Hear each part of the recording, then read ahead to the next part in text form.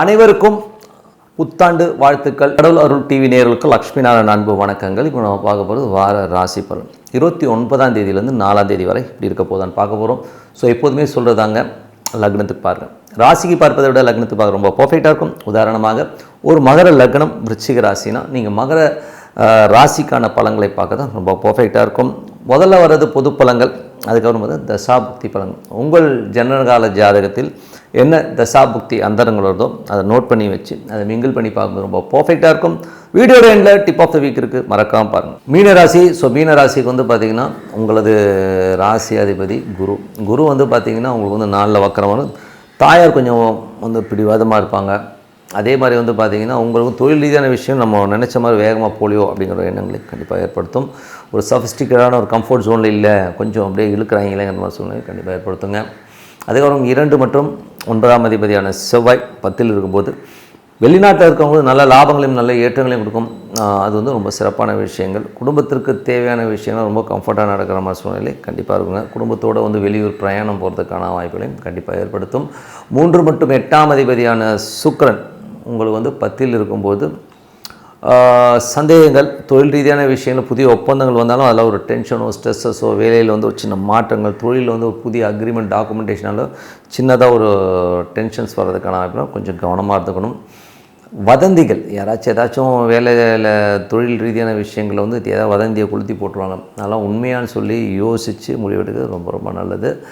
4 மற்றும் 7ஆம் அதிபதியான புதன் 10ல் இருக்கும். ஒரு கேந்திராதிபதி கேந்திரத்தில் இருப்பதுனால் நல்ல அதிர்ஷ்டங்களும் நல்ல லாபங்களும் கிடைக்கிறதுக்கான வாய்ப்பு ரொம்ப சிறப்பாக இருக்குது. என்ன ஒன்று, அது கேதுடைய சாரத்தில் இருக்கும்போது தொழில் ரீதியான விஷயங்களை சில பேருக்கு வந்து கடன் வாங்குறமான சூழ்நிலை கண்டிப்பாக ஏற்படுத்துங்க.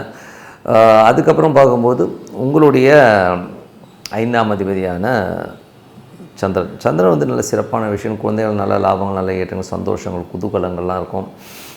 அதெல்லாம் வந்து ரொம்ப சிறப்பாகத்தான் இருக்குது. ஸோ அதுக்கப்புறம் பார்க்கும்போது உங்களுடைய 6ஆம் அதிபதியான சூரியன் வந்து 10ல் இருக்கும்போது வேலையை கொஞ்சம் கம்ஃபர்ட்டாக தான் இருக்கும். பட் அதெல்லாம் வந்து ஒன்றும் பெரிய பிரச்சனை. பட் இருந்தாலும் அது சுக்கிரனை சார்ந்தும் அடிக்கடி ஒரு சின்ன ப்ரெஷர் கொடுத்துட்டு போவாங்க. தேவையில்லாத ஐயோ நம்மளே சந்தேகப்படுவோம், அவங்க இப்படி நினைக்கிறாங்களோ அப்படின்னு நினைக்கிறாங்களோ ஒரு சந்தேகத்தை ஏற்படுத்தும். ஸோ அதனால் அந்த மாதிரி விஷயங்கள் கொஞ்சம் கவனமாக பார்த்துக்குங்க. மீன லக்னமாக வந்து சந்திரன் தசாபுத்தி அந்தரங்கள். சந்திரன் வந்து பார்த்திங்கன்னா என்ன மாதிரி விஷயங்களே பண்ணுவார் போது, ஏன்னா வந்து அது சூரியனாக இருக்கும்போது 6ஆம் அதிபதியாக இருக்கும்போது அந்த மாதிரி விஷயங்களே கண்டிப்பாக வரும். 7ஆம் அதிபதியான புதன் வந்து பார்த்திங்கன்னா உங்களுக்கு 10ல் இருக்கும்போது கொஞ்சம் கணவன் மனைவிக்கு நடுவில் வந்து மாமியாருங்கிற ஒரு விஷயத்தால் ஒரு டென்ஷன் வருது. அதே மாதிரி வந்து வியாபார ரீதியான விஷயம் நல்ல ஏற்றம் நல்ல லாபம் கண்டிப்பாக கொடுத்துருங்க. அதுக்கப்புறமா 9ஆம் அதிபதியான செவ்வாய் 10ல் இருக்கும்போது வெளிநாட்டில் இருக்கவங்களும் நல்ல லாபங்களும் நல்ல ஏற்றங்களும் கொடுக்கறதுக்கான ரொம்ப அற்புதமாக இருக்குங்க. 11ஆம் அதிபதி உங்களுக்கு வந்து ராசியிலேருந்து பெரிய லாபங்களை நோக்கி போகும், ஏதாச்சும் பெருசாக சாதிக்கணும், பெரிய லெவலில் ஏர்ன் பண்ணுங்கிற எண்ணங்களும் கண்டிப்பாக ஏற்படுத்துங்க. ஸோ இதுவரை பார்த்து புது பலன்கள் இப்போ பார்க்கும் தசாபுக்தி. மீன லக்னமாக இருந்து சூரியன் தசாபுக்தி. சூரியன் வந்து பார்த்திங்கன்னா ஒரு 6ஆம் அதிபதி 10ல் இருக்கும்போது தொழில் ரீதியான விஷயங்களுக்காக கடன் வாங்குற சூழ்நிலை ஏற்படுத்தும். கவர்மெண்ட் லோன் ஏதாச்சும் அப்ளை பண்ணிங்கன்னா கிடைக்கிறதுக்கான இல்லை. பட் இருந்தாலும் ஒரு ஸ்ட்ரெஸ் இருக்கும். ஏன்னா அது சுக்குனுடைய சாரத்தில் போகும்போது கொஞ்சம் வந்து ஒரு எமோஷன்ஸ் ஒரு 10 நாளைக்கு இருக்கும். கொஞ்சம் கவனமாக தான் இருக்கணும். அதுக்கப்புறம் பார்க்கும்போது மீன லக்னமாக சந்திரன் வந்து பார்த்திங்கன்னா உங்களுக்கு 5ஆம் அதிபதி நல்ல ஒரு சந்தோஷங்கள், குதூகலங்கள், நல்ல பிரயாணங்களை கொடுக்கறதுக்கான இப்போ ரொம்ப நல்லாயிருக்கு. மிதுன லக்னமாக இருந்து செவ்வாய் தசாபதினா செவ்வாய் வந்து பார்த்திங்கன்னா உங்களுக்கு வந்து 9ஆம் அதிபதி மற்றும் 2ஆம் அதிபதியாக இருக்கும்போது அவர் 10ல் இருக்கும்போது வெளிநாட்டில் இருக்கவங்க, வெளி மாநிலங்களில் இருக்கவங்க நல்ல லாபங்களையும் நல்ல ஏற்றங்களையும் கொடுக்கறதுக்கான ரொம்ப சிறப்பாக இருக்குது. மீன லக்னமாக இருந்து ராகு 12ல் இருக்கும்போது சில நேரம் பெரிய கனவுகள் உங்களை ரொம்ப டிஸ்டர்ப் பண்ணும். இப்போ என்னடா பண்ணுறது, எதாவது பெருசாக பண்ணுங்கிற ஒரு துடிப்பு அதிகமாக இருக்கும். என்னை பொறுத்தவரை சேஃபராக ப்ளே பண்ணுறது தான் வந்து புத்திசாலித்தனம். சில பேர்லாம் இருக்காங்க, சும்மா வேலையை விட்டுட்டு நான் வந்து பிஸ்னஸ் ஆரம்பிக்கணும்னு சொல்லிட்டு வந்து பிஸ்னஸ் வந்து அதுக்கப்புறம் ஒரு டவுன்ஃபால் போய் அதுக்கப்புறம் ஒரே பெரிய லாஸஸ் எல்லாம் வந்து ஃபேஸ் பண்ண சூழ்நிலை இருக்குது.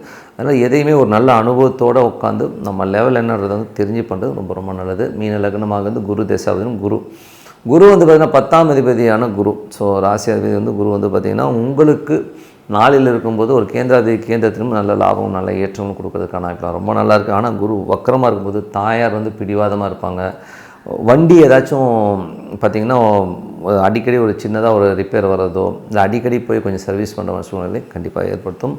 அதுக்கப்புறம் வந்து மீன லக்னமாக இருந்து சனி தசாபுத்தி அந்தரங்கள் வந்து சனி வந்து பார்த்திங்கன்னா உங்கள் ராசியிலே இருக்கும்போது கொஞ்சம் சோம்பேறித்தனம் அதிகமாக இருக்கும். அப்புறம் பார்த்துக்கலான்னு ஒரு போஸ்ட்பான் பண்ணுவீங்க. ஸோ அதெல்லாம் வந்து தூக்கி போடுங்க. அதே நேரத்தில் அதில் ஆசைகள், பெரிய பெரிய ஆசைகள் மனசில் வரும், இப்படி இருக்கணும் அப்படி இருக்கணும்னு, அதெல்லாம் வந்து மஸ்ட்டு. ஓகேங்களா? ஸோ முயற்சி பண்ணுங்கள். மீன லக்னமாக இருந்து புதன் தசாவது, புதன் வந்து 4 7ஆம் அதிபதி 10 தொழில் வந்து ஒரு தேவையான ஒரு ஸ்ட்ரெஸ்ஸஸையோ அம்மாவுடைய சூழ்நிலையில் அம்மாவுடைய விஷயங்களால் ஒரு சின்ன சின்ன மன வருத்தங்கள் வர்றதுக்கான வாய்ப்புகளும் கொஞ்சம் கவனமாக பார்த்துக்கணும். மனைவி வந்து அடிக்கடி வந்து ஏதாச்சும் ஒரு டென்ஷனை பண்ணி விடுவாங்க. ஸோ அதெல்லாம் வந்து கொஞ்சம் கேர்ஃபுல்லாக பார்த்துக்கணும். மீன லக்னம் வந்து கேது தசாவது, கேது வந்து 6ல் இருக்கார், அதுவும் சுக்கிரனுடைய சாரத்தில் இருக்கும்போது வேலையில் தேவையில்லாத ஒரு நெருக்கடிகளோ ஒரு ப்ரெஷரோ இருக்கிறதுக்கான வாய்ப்பு இருக்கிறனால கொஞ்சம் கவனமாக இருக்குது, ரொம்ப ரொம்ப நல்லது. மீன லக்னம் வந்து சுக்கிர தசாபுத்தி அந்தரங்கள், சுக்கிரன் 3 8ஆம் அதிபதி 10 இருக்கும்போது தொழிலில் இருக்கவங்க ரொம்ப கவனமாக இருக்கணும். ஓகேங்களா? அதுவும் மாமியார் வீட்டிலலாம் போகிறீங்கன்னா கொஞ்சம் கேர்ஃபுல்லாக இருந்துங்க. அங்கே தேவையில்லாத ஒரு அவமானங்கள் ஏற்படுறதுக்கான வாய்ப்புகளும் கொஞ்சம் கவனமாக பார்த்துக்கிறது ரொம்ப ரொம்ப நல்லதுங்க. ஸோ என்னை பொறுத்த வந்து நல்ல ஒரு பிரார்த்தனை, டெய்லி ஒரு பர்டிகுலர் டைம் ஃபிக்ஸ் பண்ணிவிட்டு மனதார இறைவனை பிரார்த்தனை பண்ணுவோம். கண்டிப்பாக நம்ம அடுத்த லெவல் போகிறதுக்கான ரொம்ப சிறப்பாக இருக்குது. இப்போ பார்க்கும்போது dip of the week. So dip of the வீக்கில் வந்து பார்த்திங்கன்னா பிடிவாதக்காரன் யார் அப்படின்றத பற்றி தான் பேச போகிறோம். ஸோ என்றைக்குமே ஒரு ஜாதகத்தில் யார் வந்து ரொம்ப பிடிவாதமாக இருப்பாங்கிறத வந்து நம்ம வந்து நிர்ணயம் பண்ணுறது வக்ர கிரகங்கள். மேஜராக நிறைய பேருக்கு வந்து லக்னத்திலே வந்து வக்ர கிரகம் அமைஞ்சிரும், அவங்களும் கொஞ்சம் அடமெண்ட்டாக இருப்பாங்க. சில பேர் வந்து ராசி அதிபதி லக்னமும் சந்திரனும் ஒன்றா இருந்து பிறந்தவர்கள். சில பேருக்கு பார்த்திங்கன்னா இந்த மகர லக்னம் மகர ராசி வந்துடும். சில பேருக்கு வந்து அந்த மாதிரி லக்னமும் ராசியும் ஒன்றா இருக்கவங்க கொஞ்சம் அடமெண்ட்டாக இருப்பாங்க, அவங்களுடைய ஸ்டிஃப்னஸாக இருப்பாங்க, எடுத்த டெசிஷன்லேருந்து மாறவே மாட்டாங்க. ஸோ அது ஒரு விஷயம். அதுக்கப்புறம் பார்த்தீங்கன்னா யார் ரொம்ப ஏடாகுடமான வக்கரம், அதாவது ஏடாகுடமாக நல்லதோ கெட்டதோ நான் வச்சது தான் சட்டம் அப்படின்னு இருக்கிறவங்களும் தான் பார்த்திங்கன்னா மேஜராக வந்து நிறைய வக்ர கிரகங்கள் இருக்கிற ஜாதகங்களில் வந்து அந்த மாதிரி விஷயங்கள் நடக்கும். ஸோ வக்ர கிரகங்களும் போது என்ன மாதிரி வக்ரகங்களும் போது இப்போ சப்போஸ் குருவோ சனியோ ராகு கேதுகளுடைய அந்த ஜாதகத்தில் வந்து வலுவாக உட்காந்துரும். ஸோ எனக்கு தெரிஞ்ச நண்பர்கள்லாம் பார்த்திங்கன்னா லைனாகவே வக்ர கிரகமாக இருக்கும். ஸோ அந்த மாதிரி இருக்கிறவங்களாம் பார்த்திங்கன்னா திருந்தவே மாட்டாங்க. என்ன தான் நீங்கள் சொன்னாலும் சரி, காலையில் வந்து இப்போதான்னு சொல்கிறேன், ஒரு பெரிய எடிக்ஷனு தண்ணி எடிக்டாக இருக்கவங்க உங்கள் எல்லாமே பார்த்திங்கன்னா அந்த வக்ர கிரகங்களோட அடாப்ஷன்ஸில் வந்து நிறைய இருக்கும். அது ராகுக்கு எதுவாக இருக்கலாம், சனி குரு சுக்கிரன் ஏதோ வந்து நிறைய வக்ர கிரகங்கள் இருக்கும்போது அவனுடைய ஆக்டிவிட்டிஸை மாற்றவே முடியாது, நாய்வால் நிமித்த முடியாத ஒரு கதையில் தான் போகும். ஸோ உதாரணம் சொல்கிற பாருங்களேன், ஒருத்தர் வந்து ஒரு வேலை, இப்போ வந்து ஒரு வேலைக்கு வந்து ஒரு 10 மணிக்கு ஆஃபீஸ் போனோம்னா ஒரு 8:30 மணிக்கு கிளம்பணும் அப்படிங்கிற ஒரு ஷெட்யூல் இருக்குன்னு வைங்களேன். அவங்க வந்து மாறாமல் வந்து பார்த்திங்கன்னா எப்போதுமே 10 மணி ஆஃபீஸ்க்கு 10 மணிக்கு தான் வீட்டிலேருந்தே கிளம்புற ஒரு கேட்டாக இருக்கும், ஆனால் மாற்றிக்கவே மாட்டாங்க. ஸோ அதுவும் ஒரு வக்ர கிரகத்துடைய விஷயம் தான். தன்னுடைய தவறாக இருந்தாலும் அந்த தவறை திருத்திக்கவே மாட்டான். அது வந்து ஏன்னா அவனோட பிளானட்டில் வந்து லக்னத்துலேயோ இல்லை தசாபுத்திகள் அந்தரங்கள்லேயோ வந்து இந்த வக்ர கிரகங்களுடைய தசாபுத்திகள் நடக்கும்போது இவங்க திருந்தவே முடியாத ஒரு கேரக்டராக தான் மாறுறாங்கிறது தான் உண்மையான விஷயம். ரொம்ப அடமன்சி இருக்கும். அதே மாதிரி வந்து வக்ர கிரகங்கள் வந்து ஒரு 3ஆம் இடத்துல வந்து ஒரு வக்ர கிரகம் வந்து தசாபுத்தி அந்தரங்கம் நடக்கும்போது அவனோட குரல் வந்து மாறும். ஸோ குரல் வந்து பார்த்திங்கன்னா கொஞ்சம் வந்து ஆண் வந்து பெண் குரலாகும். அதே வந்து ஸ்திதி சூன்யம் இந்த மாதிரி விஷயங்களாக இருக்கும்போது குரல் மாறுறதுக்கான வாய்ப்புகளையும் கொடுக்குது. ஸோ ஏன்னா வக்ரகிரகங்கள் தான் வந்து பிடிவாதத்தை அதிகமாக கிடைக்குது. ஸோ அவங்க மாற மாட்டாங்களா அப்படின்போது அவங்க தசாபுக்திகள் மாறி அந்த வக்ரகிரகங்களோட கொஞ்சம் அந்த பர்சன்டேஜ் தான் கம்மியாகும். என் ஃப்ரெண்டெல்லாம் இருக்காங்க, அவனால் வந்து பிடிச்ச இருப்பாங்க, நீ கோடி ரூபா கொடுத்தாலும் என்ன மாற மாட்டேன்டான்னு சொல்கிறாலாம் இருக்கிறான். நான் இன்றைக்கி வந்து தண்ணியே இன்றைக்கி தான் லாஸ்ட்னோ, நாளைக்கு பார்த்திங்கன்னா அதே லெவலில் அதே டைமுக்கு போய் தண்ணி அடிப்பாங்க, சீட்டு இந்த மாதிரி வந்து நிறைய எடிக்ஷன்ஸ் கொடுக்குறதுலாம் வக்ரகிரகம் தான் பண்ணோம். ஸோ அதனால் வந்து வக்ரகிரகங்கள் இருக்கவங்க இதை மாற்றிக்கணுன்னா என்ன பண்ணணும் அப்படின்னும்போது என்னை பொறுத்தவரை வந்து ரொம்ப ஹம்பகாக கூட இருக்கலாம், பட் ரிவர்ஸில் நடக்கிறது. ஸோ ரிவர்ஸில் நடக்கலாம். ரிவர்ஸ் மீன்ஸ் சும்மா ஒரு ரவுண்ட் மாதிரி கூட சும்மா ரிவர்ஸ்லேயே நடப்பாங்க இல்லையா, அது ஒரு பரிகாரம் இருக்குது. அதே மாதிரி வக்ரகிரகங்கள் வந்து அதிகமாக இருக்கிறவங்க வந்து ராகு கேதுக்களை வந்து பிரார்த்தனை பண்ணுறது ரொம்ப நல்லது. ஸோ ராகு கேதுக்களை வந்து பிரார்த்தனை பண்ணும்போது சர்ப கோயில்கள், உதாரணமாக சர்ப கோயில்களுக்கு போகும்பொழுது இந்த மாதிரி ஒரு அடமன்சிலேருந்து கொஞ்சம் ரிலீஃப் ஆகி வர்றதுக்கான விஷயங்கள் ரொம்ப சூப்பராக இருங்க.